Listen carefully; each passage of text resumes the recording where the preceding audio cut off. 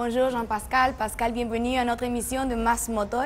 On veut connaître un peu plus sur Renault Sport et surtout comment s'est produit, comment s'est géré l'arrivée du Renault Sport au Chili et quelles sont les étapes qui ont suivi pour le contrat, pour la négociation.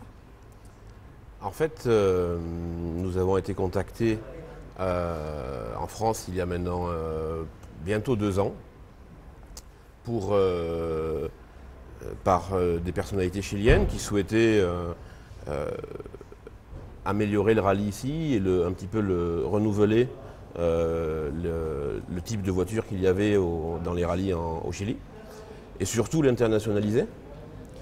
Et nous avons commencé à discuter avec eux, ils sont venus voir nos produits et ce que l'on pouvait proposer. Et à partir de ce moment, on a commencé à travailler avec M.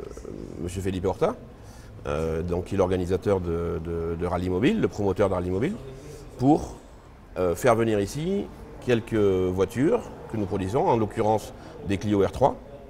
Et nous avons trouvé donc entre Derco, qui est l'importateur ici au Chili, avec Rodrigo Acevedo, et Renault, le bureau Renault du Chili et Juan Miguel Casar, et nous, et Felipe Horta bien sûr, nous avons trouvé un compromis pour faire venir 4 voitures au Chili, qui sont arrivées donc en décembre de l'année dernière, et qui ont participé au Rallye Mobile à Santiago, sur la Plaza de la Moneda. Et voilà, le Motor Show de Santiago. Voilà, ça c'était comment a démarré le projet au Chili. Que signifie pour Renault Sport l'arrivée de la catégorie R3 précisément dans le rallye mobile? Pour nous c'est très important parce que on est un constructeur européen et très impliqué dans les réglementations FIA au niveau du rallye et des autres sports automomécaniques, le circuit bien sûr.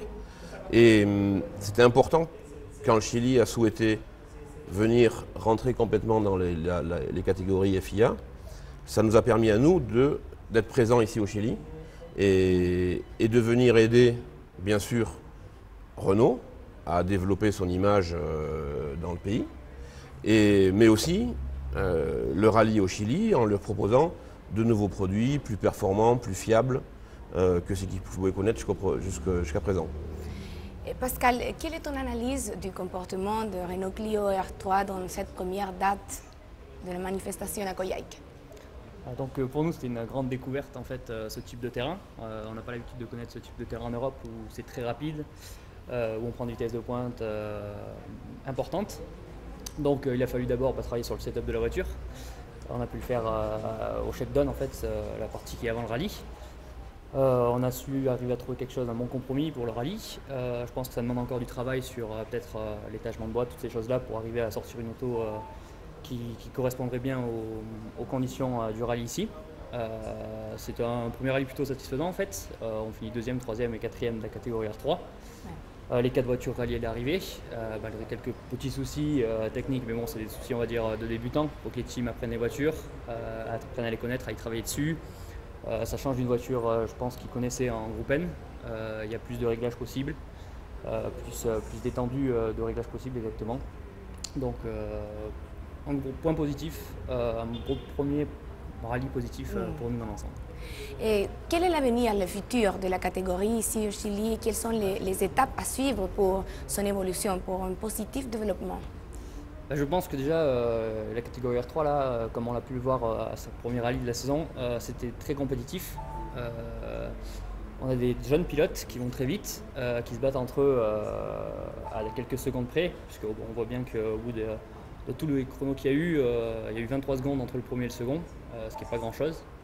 Donc j'espère que ce sera une catégorie qui va attirer les jeunes en fait, qui vont se retrouver dans cette catégorie en se disant moi si je roule dans une R3, je pourrais aller me fronter après en Argentine en manche de WRC, parce que c'est une catégorie qui est admissible pour le WRC.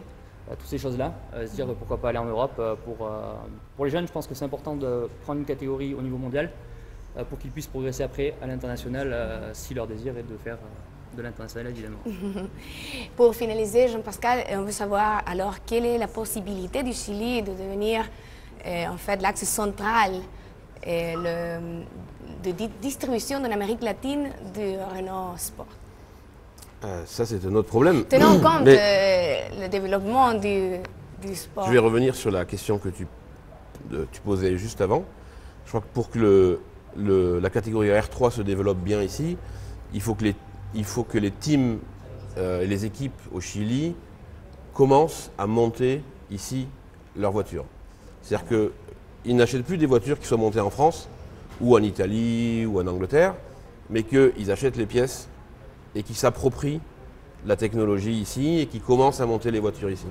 De cette manière, le socle de connaissances sera là et ils pourront après derrière développer leur activité au Chili ou après, effectivement, pourquoi pas au Pérou, pourquoi pas en Uruguay, pourquoi pas en Bolivie, parce que le savoir-faire technique sera au Chili. En fait, tout va dépendre de ça, de la capacité que vont avoir les teams chiliens à monter des voitures et derrière à les proposer aux autres pays.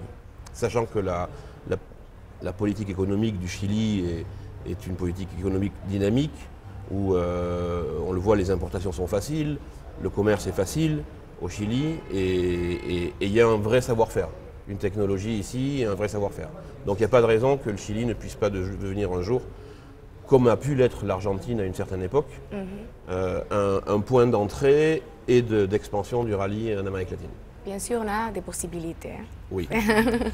Merci beaucoup. On sait que vous partez aujourd'hui en France. Oui. Je vous souhaite un bon voyage et à bientôt. Merci. Merci beaucoup. Au revoir. Au revoir.